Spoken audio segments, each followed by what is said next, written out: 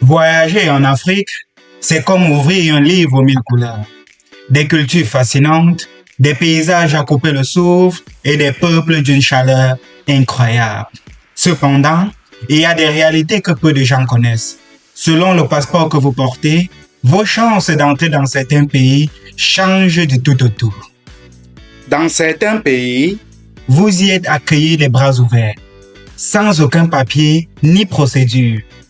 Mais dans d'autres, même avec toute la bonne volonté du monde, les portes vous restent closes car vous devez vous soumettre à des procédures et des tracasseries pour l'obtention de visas.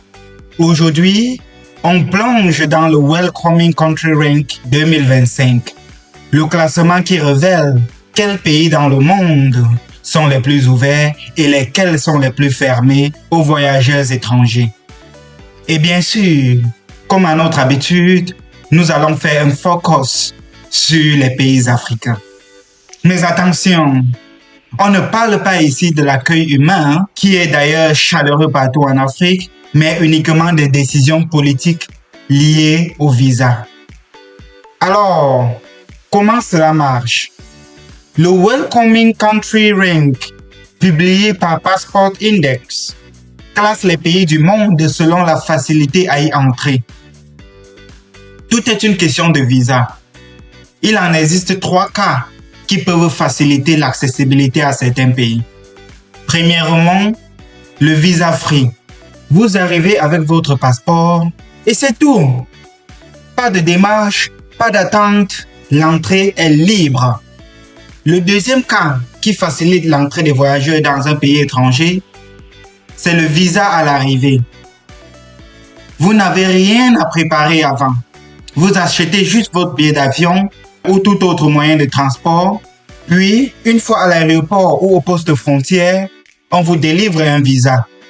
C'est simple, mais c'est juste qu'il faut payer les frais de visa.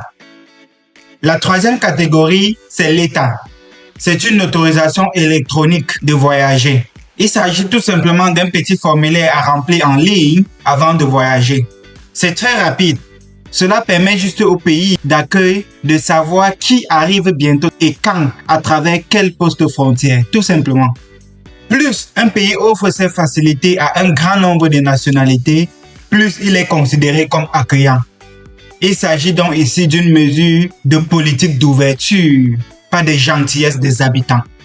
Par contre, si aucune de ces 3 facilités n'est offerte, il faudra donc se plier à de longues procédures et tracasseries liées à la demande du visa.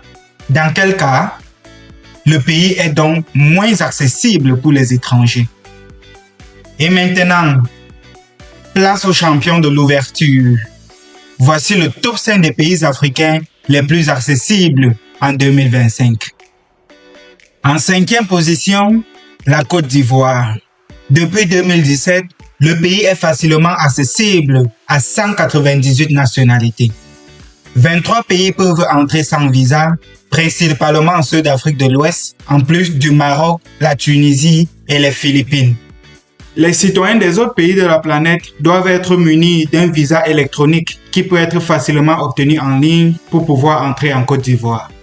En clair, les portes du pays sont grandement ouvertes au monde. En 4e position, nous avons l'Ouganda. En 2025, 198 nationalités peuvent y accéder facilement. 40 sans visa, surtout les pays africains, en vert sur la carte et d'autres pays partenaires. Et 158 pays peuvent obtenir le visa à l'arrivée. L'Ouganda mise donc sur la facilité pour attirer les visiteurs et les affaires.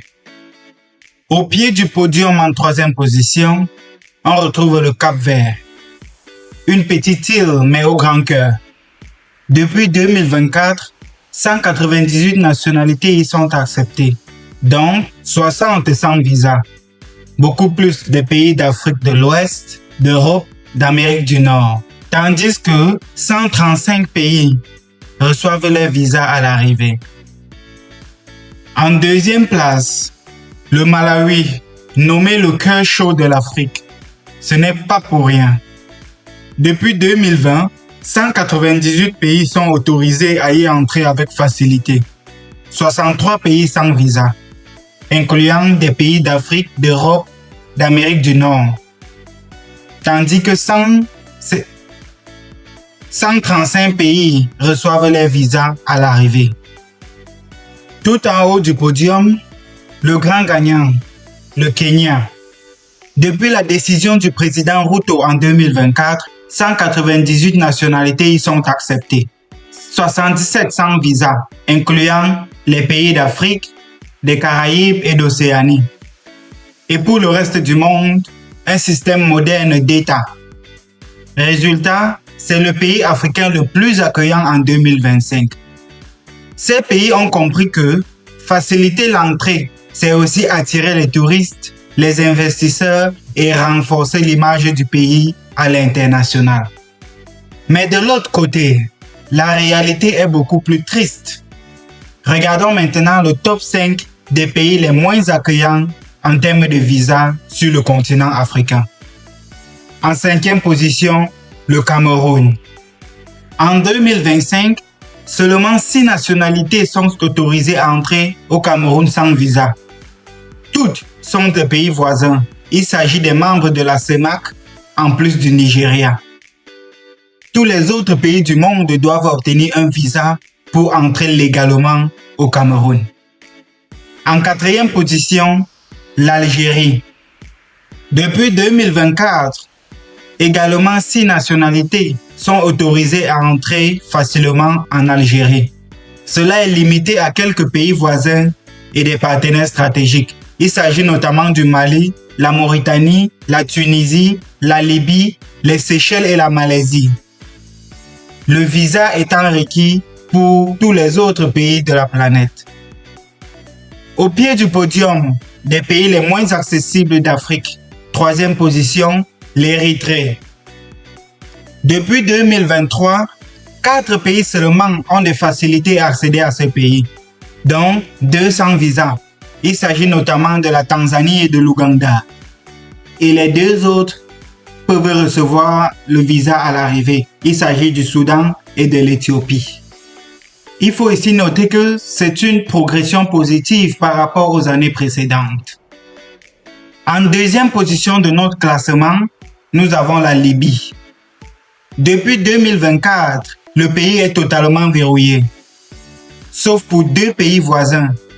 Il s'agit notamment de la Tunisie et de l'Algérie qui peuvent entrer la Libye sans visa. Pour tous les autres pays du monde, il faudra obtenir un visa pour pouvoir entrer en Libye. Enfin, tout au bas du classement africain, nous avons la Somalie. En 2025, le visa est requis pour toute personne étrangère désirant entrer en Somalie. Officiellement, c'est le pays le moins accessible d'Afrique en 2025.